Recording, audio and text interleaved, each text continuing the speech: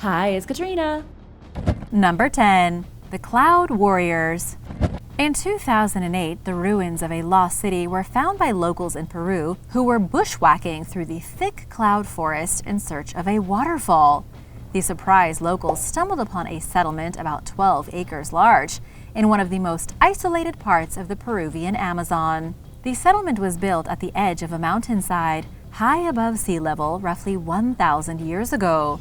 Researchers believe the mysterious settlement was likely inhabited by the even more mysterious Cloud People. In Peru, the legend of the Cloud People is well known.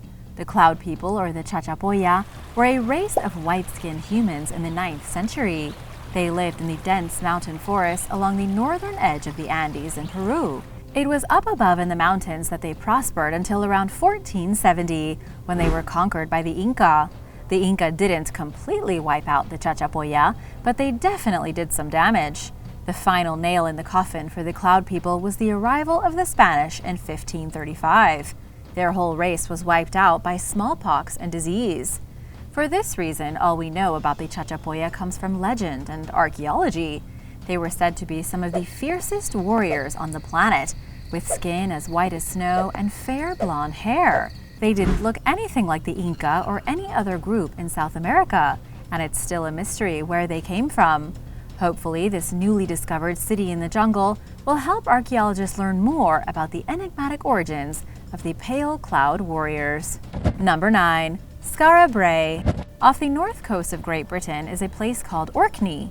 Orkney is an archipelago, a collection of over 70 small Scottish islands that have been inhabited since the Stone Age. It was in the winter of 1850 that Orkney was battered by a terrible and unprecedented storm. Extreme winds and high tides ripped the grass right off the ground. The storm happened to clear the surface sediment from a large mound, revealing the outline of stone buildings. The bitter weather had uncovered the remains of 4 ancient houses at the ends of the earth. Scarra Bray, as the site became known, was a settlement at what must have felt to the Neolithic people like the edge of the universe. There is nothing for hundreds and thousands of miles beyond the shores of this remote island. Even after this storm revealed the city, nobody really cared, and the island remained undisturbed. It wasn't until 1925 that archaeologists began to take an interest in it. Excavations continued in 1930, and now, nearly a century later, we have a pretty good idea of who lived in this faraway place. The village was likely established around 500 BC, although the earliest people lived on the same plot of land as far back as 3200 BC. There are 8 dwellings in total, semi-subterranean houses like hobbit holes from Lord of the Rings. This is still one of the best preserved Neolithic sites on the planet. All of the original walls are still standing, and even the original stone slabs on the roofs. Experts believe Scarra Bray was only abandoned when the locals had accumulated too much garbage. They decided it was just easier to build a new settlement than clean up all their trash. Number 8. Prehistoric Mountain Dwelling. 40,000 years ago, Stone Age hunters settled inside of a mountain cave in what is now Ethiopia. Scientists only recently discovered this mysterious rock shelter, and they have announced it as the oldest known prehistoric dwelling in a high mountain range. This is according to the scientists who published their study in the journal Science. The rocky dwelling is located in southern Ethiopia in the Bale Mountains. The mountains are in such a remote place that they have never really been colonized, at least not in modern history. Nobody appears to have lived here since the last glacial period. That was when the world was still covered in giant blocks of ice. Scientists analyze everything from the environmental conditions to the soil, trying to figure out the history of the mountains. They were able to discover that the glaciers ended not far from where the hunters dwelled in their cave. 40,000 years ago, they would have lived at the edge of a wall of ice. They would have had no idea what was beyond it, if it was the end of the world, or if the glacier went on forever. Archaeologists also found evidence of primitive tools and the bones of giant mole rats. Putting all these pieces together, we can see how primitive hunters took to living in what was the only sustainable place around. One of the reasons may have been the abundance of giant mole rats. They could hunt the rodents all year in a place that wasn't exactly crawling with easy and available prey. This is incredible because it proves Stone Age hunters adapted to whatever environment they found themselves in. They realized ample food could be had by staying in this high mountain cave, and so that's what they did. Number 7. El Teposteco. El Teposteco is an ancient pyramid temple standing at the top of a mountain in the middle of a foggy rainforest. It's about as wild as it gets, located deep in the dangerous mountain territory of Morelos in Mexico. The ancient structure can only be reached by driving about 2 hours from Mexico City and then hiking far into the spectacular world of a cloud forest. The temple was built by the Aztec, dedicated to the god Tepoztecatl. Tepoztecatl was the lord of drunkenness, baby-making, and was also closely associated with the fermentation process of brewing alcohol. He was such a famous god, and his temple was such a sacred place, that pilgrims traveled from as far as Chiapas and even Guatemala, from the remnants of the old Maya kingdom, just to give praise to him. The temple was built around the year 1502, high above the surrounding village. It was made in the shape of a massive pyramid, but only had 2 rooms inside of it.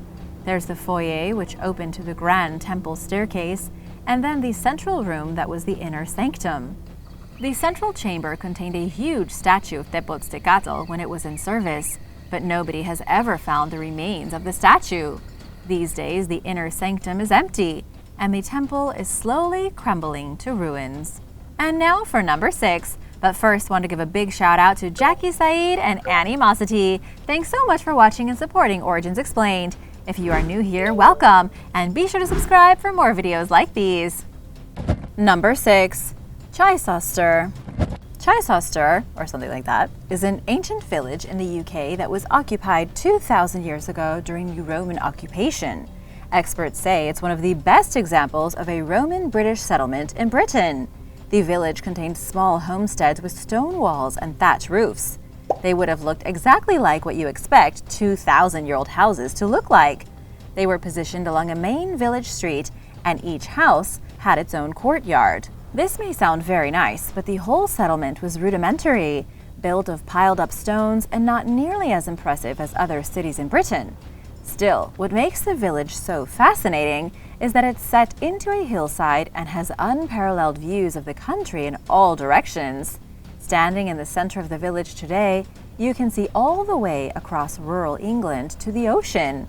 For the ancient people who lived and farmed here, it would have been a magical view. But by far the strangest thing about Chichester is its underground passage.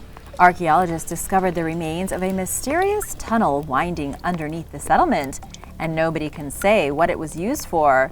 It may have been a secret ritual compound, or it could have been used for storing food. What's your guess? Let me know in the comments below. Number 5. Viking Cave Settlements. In the 9th century, Vikings from both Scandinavia and the British Isles began migrating to Iceland. It was a bizarre decision considering how rough life was there. Winters were harsh, there was hardly any food to eat, and they had to live through volcanic eruptions. It was a terrible time to be a settler in Iceland, but the Vikings persisted. One of the stranger things they did to survive was build extensive cave systems. And it's only now that these cave systems are being revealed. Archaeologists recently found man-made caves from the Viking era near the town of Oddi. Researchers from the Archaeological Institute of Iceland say the caves were dug out in the 10th century and used as extremely primitive dwellings. The Vikings went from having civilized settlements and cities in Scandinavia to living in dank pits in the ground. The town of Oddi did eventually grow and prosper, becoming a real hotspot for culture and education in the Middle Ages. But in the 10th century, the settlement was little more than a series of holes in the ground. Number 4. The Pyramids of the Amazon. Archaeologists just discovered the ruins of 11 ancient settlements in the Amazon jungle. These settlements were found by beaming lasers through the jungle canopy to scan an area of about 1,700 square miles in Bolivia. The lasers were mounted to a helicopter, and the helicopter flew over the area trying to pick up traces of a lost civilization. What's really interesting is that these settlements never would have been found without the technology used by the researchers. They can't be seen from above because the jungle is too thick. They can hardly even be seen on the ground because Mother Nature has reclaimed them. The only reason we even know the settlements are there is because the lasers peeked underneath the surface of the jungle, identifying marks left behind by the buildings. This came as a hugely unexpected discovery. Until now, no one ever really thought the Amazon was full of people. Everyone kind of assumed it was just a few small tribes living in huts. But the laser scans revealed huge settlements, advanced cities occupied between 500 and 1400 AD. They had ceremonial architecture, infrastructure for managing water, and things like canals and reservoirs. These were truly complex settlements like any that could be found in the world of the Maya or the Aztec. The only difference is that they were built deep in the Amazon jungle. Also, nobody's really sure why these settlements were abandoned or where the people went. Number 3. Lost Idaho. Researchers may have just discovered evidence of one of the oldest settlements in North America. The settlement appears to date back 16,000 years, and it may have been founded by brave travelers from Northeast Asia. The remains of the settlement were found in Idaho, of all places, at the Cooper's Ferry Archaeological Site. The site is in the middle of nowhere, right beside the Salmon River. The place was first excavated in the 1960s, but it was more recently, in 2018, when experts from Oregon State University made the truly important discoveries. The team uncovered 2 large pits containing treasure from a bygone age.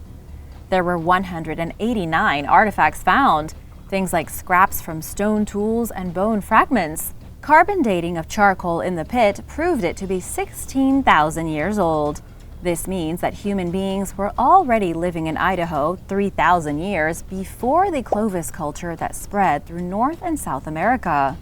Researchers believe the settlement was built by people from Northeast Asia who traveled along the Pacific coast in boats. As crazy of a theory as it is, that's what the experts are saying.